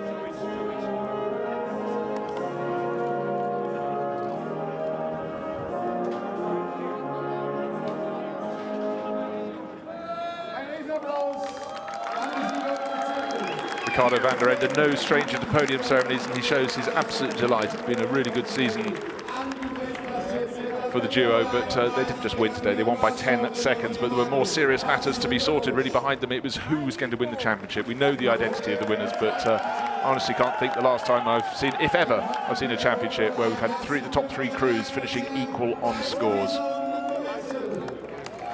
For the matter to be settled by overall wins. I think we're going to see a lot more of Nico Menzel and Bates Gewisser, 2 wins in the last 3 races and the second today. But good to see some new faces up on the podium as well. Gilles Magnus, his first race in GT4, he's on the right-hand side of the podium, and to his left, either driver we see right on the right, Baz Schouten. He's done the whole season, but Gilles stepped in and really made quite a splash. And it's great to see young single-seaters having a crack at GTs, and really for a lot of them, they see that as their real home.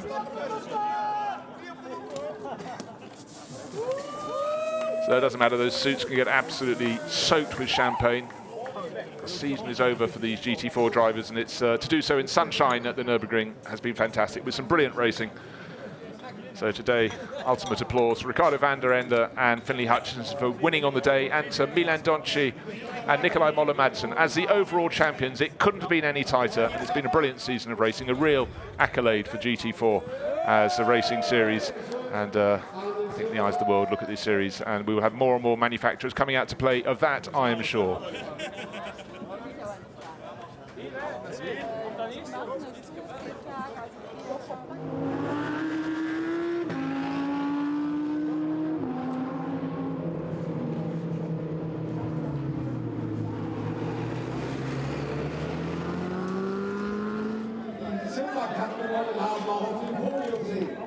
Ladies and gentlemen, wir begrüßen auf dem Podium die Gesamtsieger im Silbercup.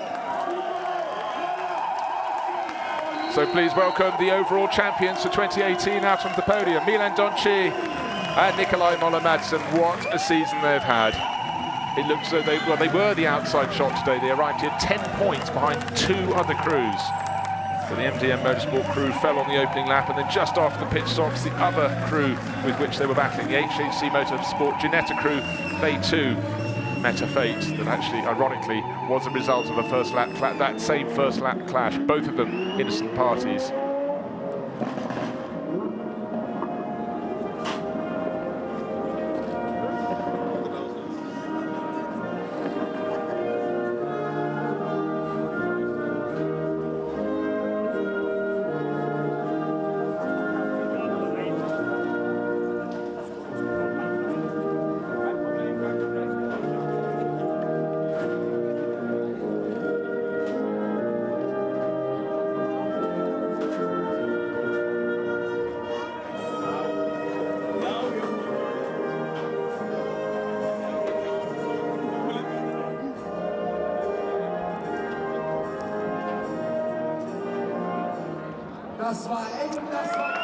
Great to see 2 drivers so happy, but I think Nikolai Moller-Madsen still sort of in slight shock. He had to watch it unfold. Milan Donci had the advantage. He didn't have to. He was the one doing the driving. He could just focus on that. But for Milan, he had the easier task. For Nikolai, he had to do the maths on the pit wall. He had to watch all the other cars, see how they were faring. But they've come through. 3 wins.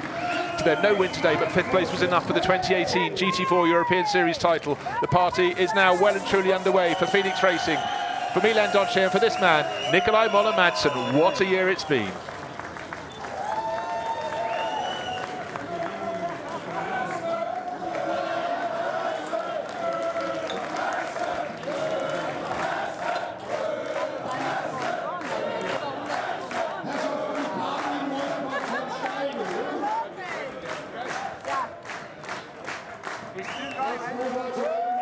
Yeah, don't lose those trophies behind. Those are the most important ones of the year. The overall championship trophies for 2018. Fantastic 2 days of racing.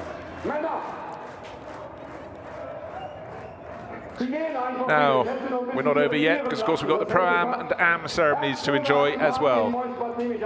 So, the fresh set of bottles of champagne, of trophies being brought ready for the podium ceremony, and it's rather fitting that the driver who won the Pro-Am class today is also the Pro-Am champion for the season. That'll be Marcus Longstrass. He'll be welcomed out any moment now.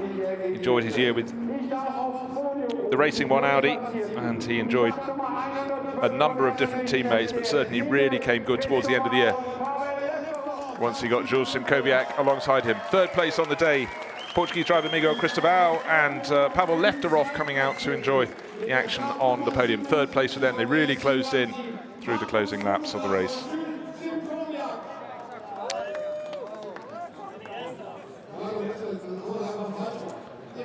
And waiting for the 13 crew, Philip Bethke and Mark Bassing to come out. Second place today, Schrader Motorsport. Second place in the championship with their Porsche Cayman.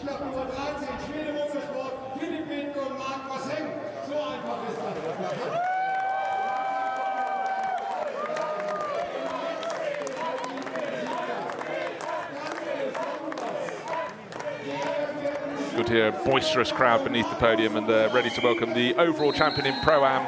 Any moment, there he is, the tall figure of Marcus Longstrass. And out behind him, having made his splash as well, the Thunderhead overalls is Jules Simkowiak up onto the top step. But it's Marcus Longstrass, who's done the entire season, the Racing White Audi, who takes the title.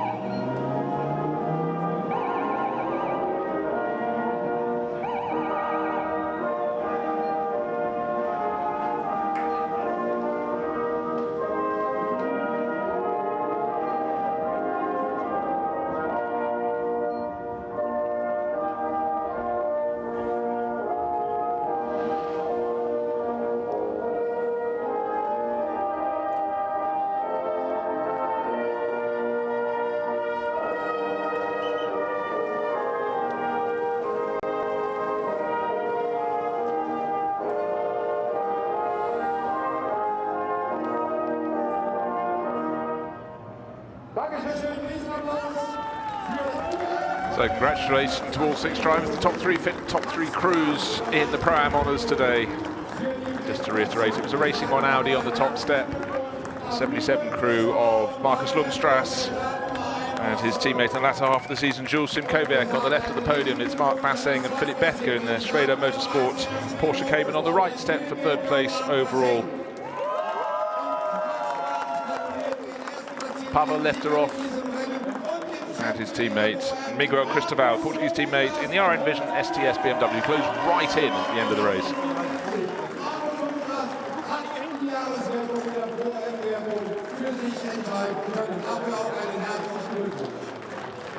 And after the official photos, gentlemen, it's time for champagne. These drivers know what to do.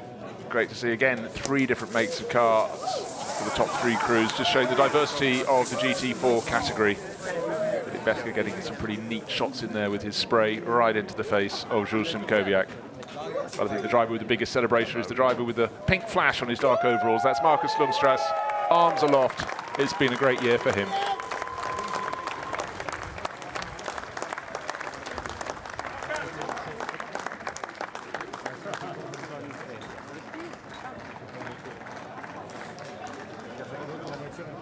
Special celebratory shirts. Obviously thought the title was coming their way, so Marcus Longstrass and Jules Simkowiak were prepared for the podium ceremony. Good to see that.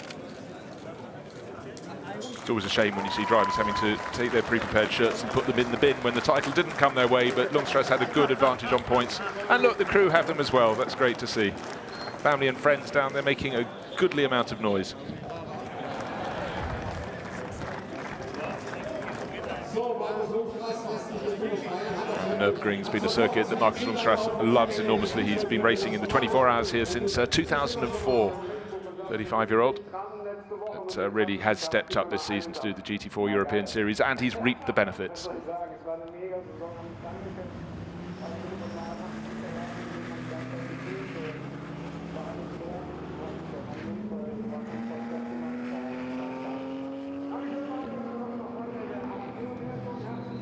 And now just waiting for the final podium. It should be for the AM finishers. The top three crews coming out onto the podium, and victory today went to 42, as it did yesterday, to Nicolas Scholl. But in third place today in the AM class, Eric Mouet and David Loger in the Alpine A110, running in the AM class alongside their championship challenging sister car, Eric Mouet and David Loger. In second place, we have the 39 crew, fellow French racers Gwenelle Delomier and Sylvain Debs. They've been racing a 3Y Technology BMW M4, but onto the top step for the second day running, racing all on his own, the young face of Nicolas Scholl in his Allied Racing Porsche Cayman.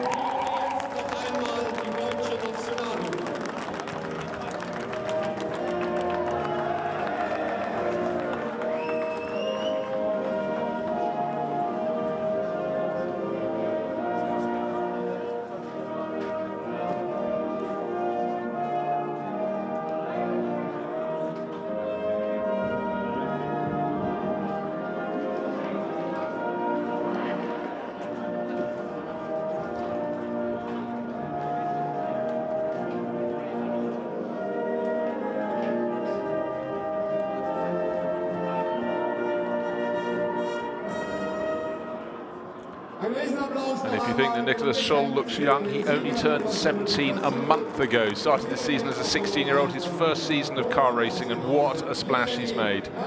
Coming stronger and stronger through the course of the season. The AM title, though, was won yesterday, already clinched by a driver who knows these cars so well, Niki Leutwiler, Swiss racer. But it's the young Austrian who really has impressed as the season has unfolded. Allied Racing will no doubt try and hang on to him for next season as well. Yeah, the smile is broad.